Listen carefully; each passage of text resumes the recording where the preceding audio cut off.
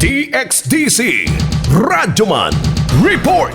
Alang sa Special Investigation Task Group kon SITG, sulbad og case closed na ang Architect Blanche Marie Braga's rape slay case. Gibutyag ni Police Colonel Alberto Lupas, SITG Braga's head ug Davao City Police Office City Director, human sa pila ka bulang pinangita. Hingpit na nila nga na-recover ang ongbak nga material evidence sa kaso ug nasumite ug gidawat na ang supplemental affidavit sa witness batok sa John Doe ug ikaupat nga suspect sa krimen. Yes, sa level namin, it's already closed case, no? Because the Jando was already, na mayroon na tayong na-file na kaso sa kanya, then the ombak was recovered and it will link to the Blanche case. So, I think we have a closed case already.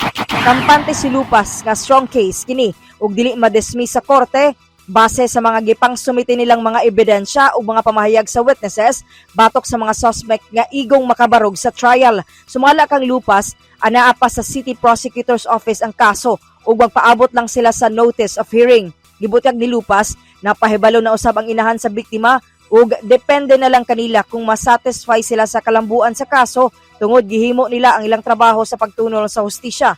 Gi-congratulate ug gidayeg ni Lupas ang tanang naglangkob sa SITG, Station Commander sa Kalinan Police Station nga si Commander Major Ricky Obenenza ug tanang station commanders sa satisfactory performance aron sa pagsulbad sa rape slay case. Kasama mo sa balita ug serbisyo publiko, reaching millions nationwide and worldwide for 70 years, Radyoman Aimee Ginita, Tatak, RMN. RMN News, Diretso Balitang Metro Davao.